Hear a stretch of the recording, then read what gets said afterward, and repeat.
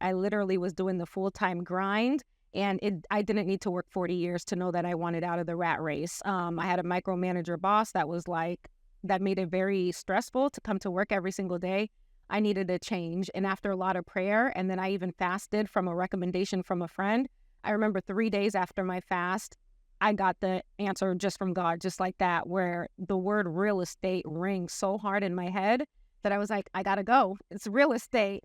And everyone that I knew tried to deter me away from it, because back in 2012, the market was just still coming up. We had the recession in 2008. No one was really buying real estate. And I got licensed and I said, this is my calling. I have to go into this. And when I got in, my first sale was $26,000. Right. That's not a bad commission. That's like I mean, in most places of the country, that's a full salary. That's a year's salary in a lot of places. The commission, the price of the Oh, the house price. Oh, okay, $26,000. Okay. Yeah. Okay. So you can imagine home prices were so low back then because the market had tanked. So I got into the ability of trying to close properties really fast because there's no commission in 26,000, 40,000, 4-bedroom, 2-bathroom houses that I was selling for $80,000. That's what the market was doing here. So Will you help me find an $80,000 4-bedroom house in Tampa now? No, all of those homes are $500,000. Right. Oh my God. It's not even funny. Yeah. No. Yeah, but that's what it was at the time that I was selling. So I got really quick at putting the homes together. Just because I had to put food on the table. I was, just finishing college, had my own bills, just bought my own first house. And I struggled trying to make it. Wow. So you're kind of chucking along. Yeah. And you were, I imagine, working by, just getting going. At what point did you decide that you needed some type of administrative help? Like at what point did you hit a ceiling where you said, I can't, I need to do more, but I can't? Yeah, it was a very good question. And honestly, that's the point that I hit. I wanted to do more, but I couldn't because I was stretched too thin. And at that point, it was advised to me that, hey, you need a TC, you need a transaction manager. You're going to need somebody to take a lot of the load off of your plate. Because when you're handling 20 clients at one time, every single one of them need a phone call just for updates on the transaction. And I can't be all that for everyone. So I needed to hire on a TC. The year that I hired the TC which was about the third year in real estate for me, that's when I cleared $100,000 in real estate. Okay. So, yeah. So the TC helped get you to that next step. She cleared up a number of hours for me. And in reality, I look at real estate, and though I help clients and my clients will tell me, Romana, you're there for me every step of the way. Every single transaction has been quantitative down to 10 hours per client. Okay. And people may say, oh my gosh, you work so much all the time. In reality, each client I probably spend no more than 10 hours with, and get from the point of initiation where we speak to the point that I hand you the keys at closing. That's 10 hours worth of work that's happened. Okay. And do you still sit in on all your closings? Yeah, I still do. I love it. That's the best part, right? Yeah. It's just the client's smile, the happiness, the joy, the journey that they've gone through. There's nothing in the world that I would want to miss it. Yeah, I have to be there. Okay. And so now tell me, so your first year in business, just if you can remember, how many transactions do you think you did? I did 24 transactions my first year. Listed 24. 24 in your first year? Yeah, I listed 24, but not all 24 sold. But at the end of the year, I did 24 transactions. Okay, so you were hustling out of the gate. You know that's not normal, right? I do know that's not normal, but I have to be very honest. The prices were so low. And, you hear 24 transactions now. An agent doing 24 transactions can make a whole salary and eat good, take care of their family. 24 transactions back then was barely anything, especially with the home prices so low. Yeah. Okay. And so then I guess if we equate that into sales volume, what do you think that number might have been? I don't think I even hit 3 million that first year with the 24. Okay. And then what did you guys do in 2020? 8 million in 2021. I did 8 million. Okay. So that's a huge jump. It's a jump. So yeah, almost triple. Yeah. Triple. So it's good. Yeah. I mean, we all, I think, more than 8 million. Yeah. If we got the number. I think we're really harsh on ourselves. Yeah. A lot of times. I'm especially harsh on myself because I feel as though my numbers would be higher if I wasn't stretching myself so thin, because in 2021, not only was I trying to maintain production, I was building a team at the same time. That's not an easy feat in real estate. And people will look at me and they say, oh my gosh, Romana, you're so successful. Look at you, you're just doing it. And I'm like, you have no idea. Yeah. No, but you work like regular banker's hours, right? Not into 3? You're off at 3:01. You're clocking out. I You're know. clocking out. I love the flexibility, but the grind is real.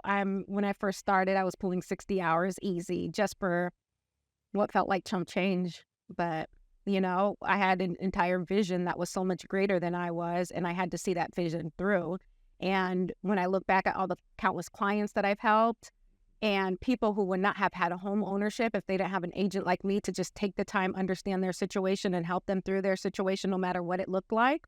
Yeah, I'm extremely thankful and blessed. Yeah. You got, and that's pretty cool that you said you fasted. I mean, I had not heard that before. You prayed on it and actually took a fast to really come up with what that next step was. Yeah. God told you real estate, so you can't quit. No, You can't go back now. I can't go back. And honestly, my anointing is a little different in this industry because I have come across other agents who will say, Romana, you make it look so easy, or you've worked so hard and things just come to you. But at the same time, there is a blessing in it. But there's also work that I have to do to get to that point. I'm just going to tell you this story. So when I started real estate, I'm a young 22-year-old Black girl, college educated, but in this industry, especially I live in Florida, our presence as Black realtors back then was not as strong as it is today.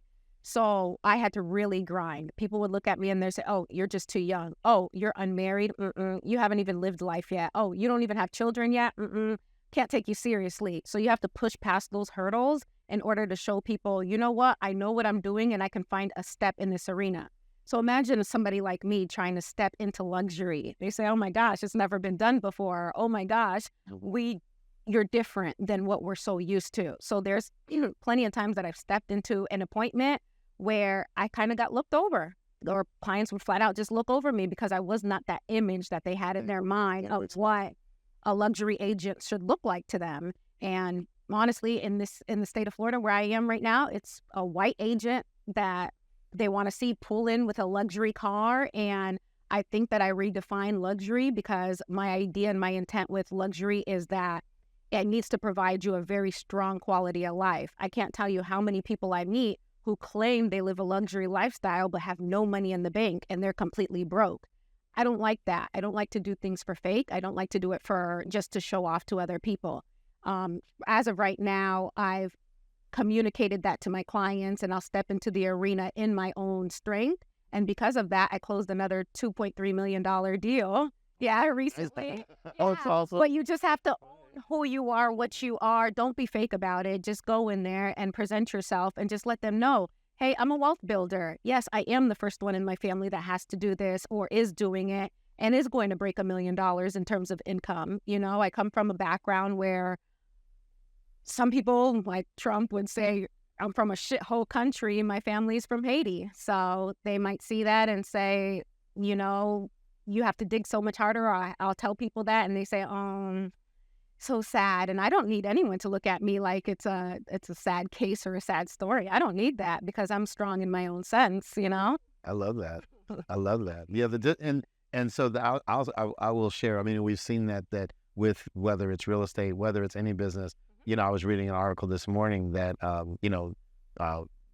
first and second generation immigrants typically, fortunately or unfortunately, do significantly better than, I guess, homegrown, so to speak. Okay. Americans, because of the entitlement thing. They, so yeah, kudos to you.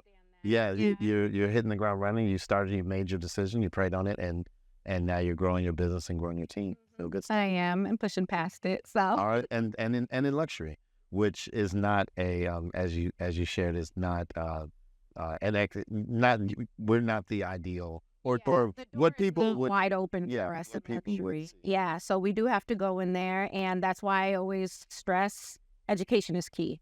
My parents stressed that on me. I always today I spent my time over at the Tom Ferry Edge event, because I have to always make sure I'm fully educated in what's going on in the market. I've got to know what the ins and outs are and be able to not only communicate it to my clients, but communicate it to the agents that I train and teach on a daily basis. Right. And I think, and I believe that I'm sure your agents appreciate it and your clients definitely appreciate you taking the care and showing them that, listen, you can buy this, big ass house, but if you're using every single penny and borrow and gift funds to make it happen, maybe we don't need the $2.3 million.